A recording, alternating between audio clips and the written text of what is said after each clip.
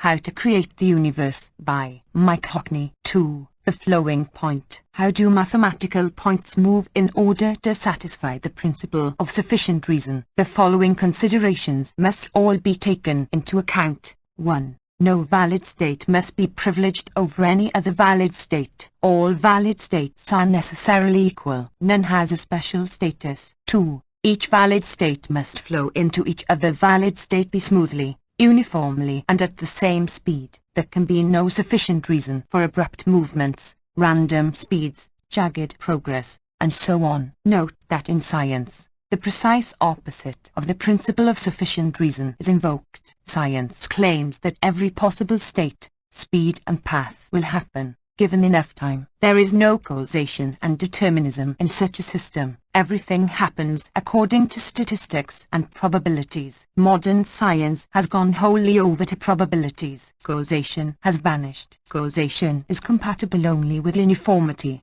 with one thing happening after another in precise order according to exact analytic laws. Statistics and probability don't come into it at all. Everything executes with mathematical perfection. Reality has a 100% success rate. It's impossible for reality to make an error. If errors were possible, the universe would be overwhelmed by mistakes instantly and would either be wiped out or degenerate into chaos. The fact that we live in a staggeringly ordered, organized, patterned universe is sure evidence that we do not live in the uncertain, blurry, fuzzy, or causal, indeterminate, indeterministic, statistical, probabilistic universe posited by science. There is nothing in science to prevent endless mistakes from being enacted. In ontological mathematics, a mistake would be something that violated causal law, and such mistakes are impossible. In science, formal causal laws have been abolished, so there is nothing at all to prevent violations of causality, that is mistakes. There is no reason at all why one crazy thing after another shouldn't happen. Science, as ever, cheats. What it does is define lawful, mathematical, outcomes and assign a probability to each one, so that every outcome is at least part of a rational overall pattern, even if not happening in a necessarily logical sentence. Although science then makes the convenient claim that the logical sequence is the most probable sentence, thus becoming more or less identical to a causal law, even though that's exactly what has been denied. Yet, because it has rejected causation, science has no right to refer to laws at all, or to assign probabilities only to lawful things. But how would it go about defining unlawful things? How can you even refer to senseless, unlawful things? So, we always come back to math, but science denies that mathematics is reality. Science uses mathematics even as it repudiates mathematical causation and law. How irrational is that? It's forever borrowing mathematical rationalism even as it rejects it in favor of scientific empiricism. 3. Nature makes no leaps. No discontinuous actions take place. There are no logical gaps. Reality is a logical plenum. 4. Nature always operates with maximum economy. It always follows the shortest path. 5. Reality is absolute, not relative. Only absolutism is compatible with the reality principle, which declares that there is a single objective reality for all. 6. Reality is deterministic, not indeterministic. It's impossible for any event not to be determined by a sufficient reason. 7. Reality is certain, not uncertain, precise, not imprecise. Uncertainty and imprecision are incompatible with objective reality. In fact, uncertainty and imprecision are incompatible with any reality. How can reality be grounded in a blur, a haze, a fuzz? To say that the foundational elements of reality are indeterminate, uncertain and imprecise is to say that reality has no rational, logical basis, and no possible answer. No one can ever explain why reality should be uncertain. Heisenberg's uncertainty principle is actually nothing to do with ontological uncertainty. It's actually about ontological certainty, but involving two linked domains, an immaterial, monadic frequency domain, outside space and time, and a material domain inside space and time. The uncertainty associated with Heisenberg's principle arises from the emphatic denial by scientific empiricism and materialism of the existence of zero, infinity monadic singularities. As soon as these are taken into account, the uncertainty vanishes. In other words, the supposed uncertainty actually applies to the false ontology supported by science. Change the ontology, and you banish the uncertainty. Science, since it has no foundational rational and logical principles, dismisses all such arguments and looks only for empirical evidence, which automatically means it looks only to the material world, and discounts the immaterial world. You cannot go around ignoring the world that you ideologically dislike. Your dislike doesn't alter the fact that it exists. Science has never once advanced a rational argument to show that mind, soul or immaterialism is false. What it does is ideologically reject them on the basis that they are incompatible with materialism. That's like Catholicism rejecting everything incompatible with Catholicism. When you have no reason for disregarding things,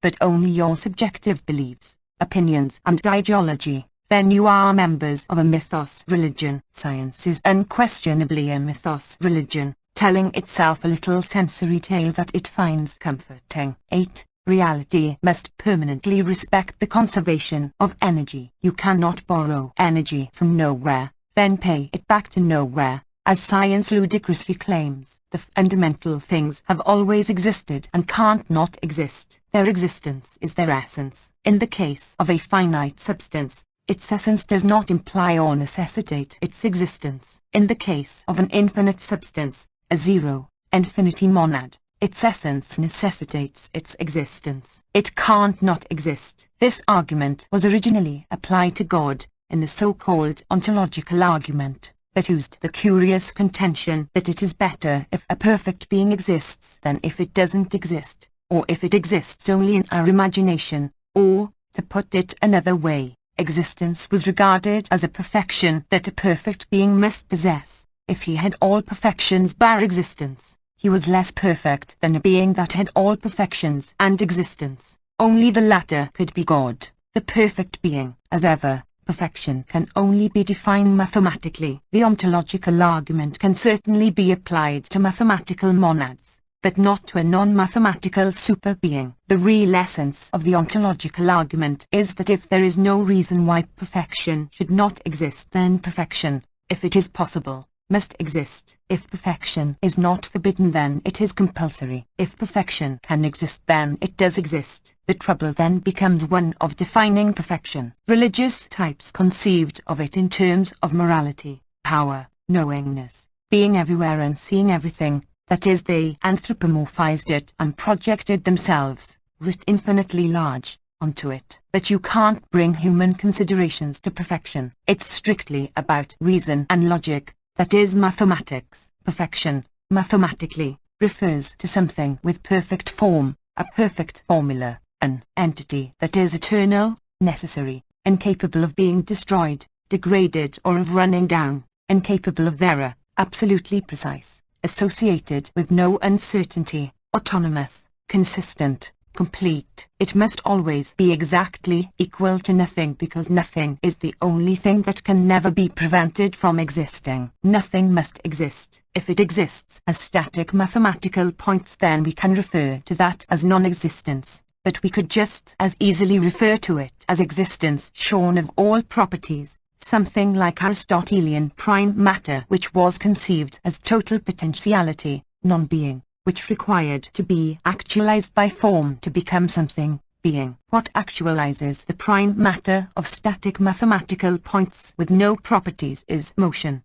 dictated by the principle of sufficient reason. This motion is none other than rational form, the actualizing principle. Motion makes things real. Motion is energy. Everything that exists is energy. And energy is math. Nothing can stop monads from existing. To be clear about their perfection, they are perfect in terms of their objective mathematical form. They are not, however, perfect in terms of their subjective empirical content. The form is eternally perfect. The content, how a monad experiences itself, is that which undergoes the dialectical journey from total potential to total actualization, from imperfection to perfection, from nothing to God. 9. Reality must be a monism. It cannot be a dualism or pluralism. It can however be a dual aspect monism. That is, it can have form and content. It can be both rational and empirical. 10. Reality must reflect the Cartesian principle that effects cannot have more reality than their causes. There is no sufficient reason why they ever could. Uncaused causes,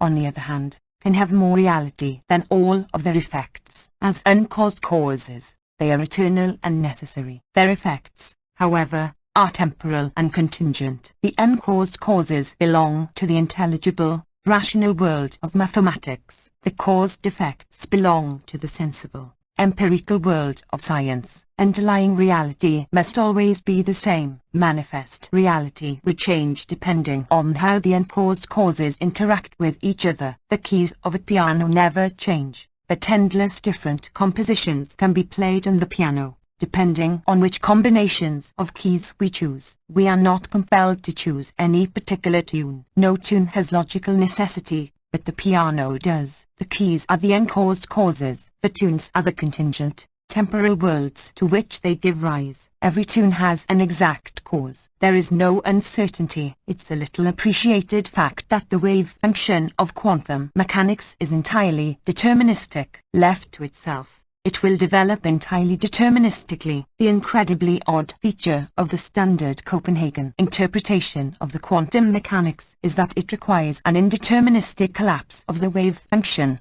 prompted by an observation by an observer. Neither an observer or an observation is defined, and no causal mechanism is involved in choosing an outcome. The outcome is selected according to probability, although, of course, entirely improbable outcomes are not forbidden. Hence any valid outcome, no matter how unlikely, could be actualized. The observer and the observation are entirely extraneous to the theory of quantum mechanics, thus proving that quantum mechanics is an incomplete theory. A proper theory of existence should not have to appeal to something outside itself, which is not defined by itself. Before there were any observers or observations, how did the wave function collapse itself? There is no mechanism for doing so. Yet if the wave function cannot collapse, it cannot produce the observers who are required to perform the observations that are required to collapse the wave function. This interpretation of the quantum mechanics is trapped in circularity. It's plainly absurd,